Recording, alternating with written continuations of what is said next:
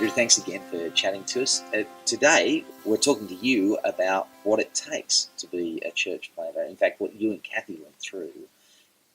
Was there ever a point in which you found yourself surprised as to how much you'd given up, or you just went to the bank each time and now it's time to give more away and give more away yourself? Did you find yourself going, I have to set limits, or did you say to yourself, whatever it takes? Yeah, it's good. Did we find ourselves realising what we'd given up? Yeah, it's interesting. I think the last few years we are more aware of the cost on our family. We knew there was a cost, but we've seen it in them. And there's lots of wonderful things, but yeah, I think that's just a recent reflection. Because when you go into ministry, when you go into full-time paid Christian pastoring, what's clear and obvious is you give up being an individual. You are now a servant of the people. You're the possession. People possess you. You are possessed by them. It's like being a parent. As soon as I become a parent, I'm changed. I can no longer be, mothers particularly have to feel this, but men should choose to feel this. I'm no longer my individual on my own. I'm now part of this life of a person, and I'm bound up to them, their ups and downs and so on. That's going into pastoral ministries, that on a bigger scale. And so I do worry about that whole boundary business. There is a right sense in which, as I'm seeking to reclaim health, I need to set some boundaries. But if I'm thinking of it in terms of I need to have a balance between my job, pastoral ministry, and my life as a private individual or whatever, that's problematic. Rather, my life is now given over to the work of Christ and his people and the extension of the gospel. And I'll try and find space to keep healthy. So it's a different mindset. Is that what Paul meant when he was saying something like being poured out on the altar, that this was actually a conscious choice? Yeah, totally. And 2 Corinthians 5, he died that I might no longer live for myself, but for him who died for me. There's all of that language. I die every day. I mean this, truly. I'm given over to death that you might be given over to life. There's, 1 Thessalonians, now we live that you are standing firm. His whole life is bound up with the well-being and welfare of the people he serves, and that's gospel Christian ministry. So anyone who goes into pastoral work full-time, that's the choice they make, to leave behind being the private individual and to be now bound up in the ups and downs, the welfare of this community. And it's not, we can find all kinds of ways to bring some psychological health to ourselves in that context, but they're usually, it's usually dodging. Losing yourself, dying to yourself, that's what it is. I think for planting, it's a little bit more intense still. There's a few more dimensions to it, I think. So in becoming a planter, we gave up a number of things that we didn't quite give up as a church pastor. We gave up job security. So in moving to plant, I felt it was only a moment, but I felt this sense of jumping off a bridge. I used to spit bridge, used to open, we'd jump off this thing. But that sense when you first leap, there's no going back. Well, when I left the established pastoral ministry in a denomination, I felt for this moment that I was leaving the security it gave. Whereas really didn't have any security either, but it was a thing I'd felt and kidded myself about. But going to planting, will this work or not? Well, it may not. There's much greater risks. So job security is something you give up. But that's a wonderful blessing because it throws you on to God, which is where I want to be. So it throws me on, can I trust him for my life, my family, my future? Or do I need to trust the denomination? Well, it wasn't much to weigh that one up. Can I just say that you've actually put your finger on a very interesting point, and I don't want our audience to miss this. So what you're saying is that you actually just become aware of the fact that you're always relying on God, because there was no real security in the denomination or anywhere else, and for that matter in the job you might have given up to actually become a church planter. You're all still hanging on God one way or another. You just become realising. Yeah, very well put. And so in one sense, for me, the step to plant was a self-reflection moment to realise that I'd been fooled.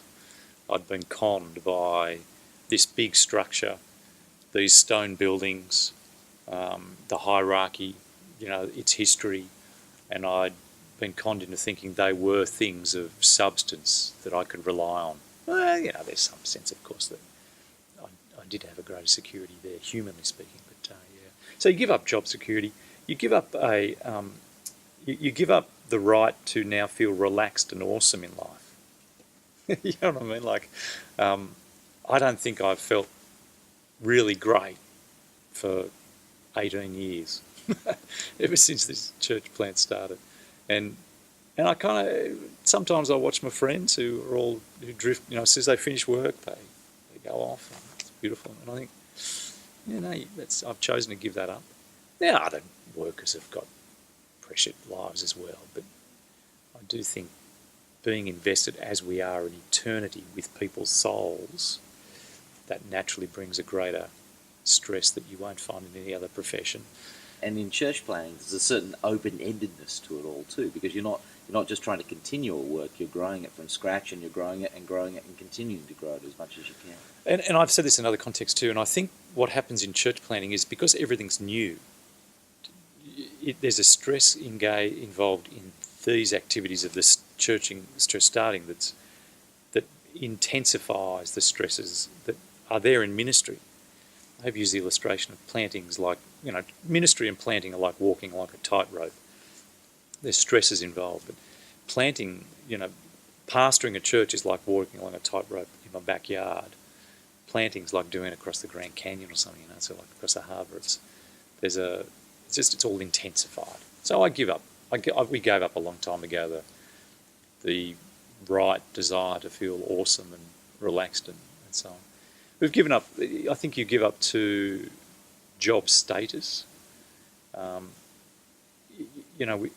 Whatever job I have, there will tend to be a desire to find some status in it. And even in pastoral ministry, you can still gain. So I'm the minister of that established church.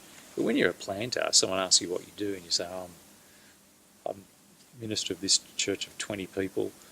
They don't even know. No one knows about it. There's nothing, which again throws you on. Now, all of that's beautiful in the sense, not to be neat, because the wonderful thing about it is you give up the right to be an individual. Well, that's beautiful, because I've given up the right to pursue selfish ambitions, to be bound up in the lives of others.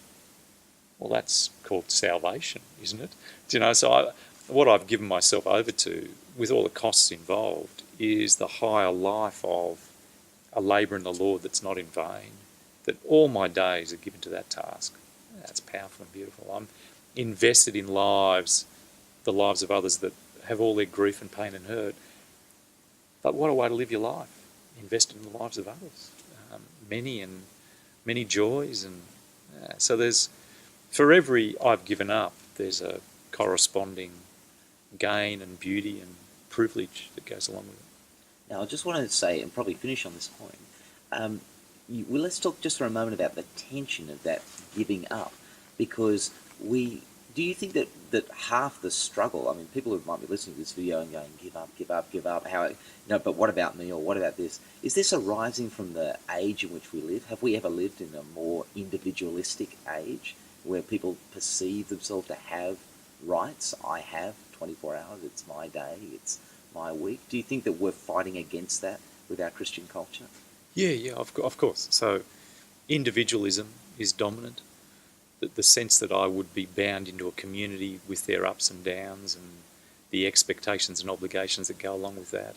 We've worked very hard as a community to pursue hedonism, that I'm trying to create for myself an oasis where I'm protected from the demands and downs of others so that I don't have to feel their grief and pain. So we shouldn't be surprised if we've grown up in this decade as to how difficult this decision will be. Yeah, we need to be more aware of the choice that's a costly one, but also more aware of the privilege and return, if it ever was this way, but return to something that is quite beautiful and wonderful. So that as I live in this world as a pastor in a plant, I want to actually communicate to those that I'm working with in the plant and in the church context that what I'm pursuing is something I'm calling everyone to. It's a giving up for the gain.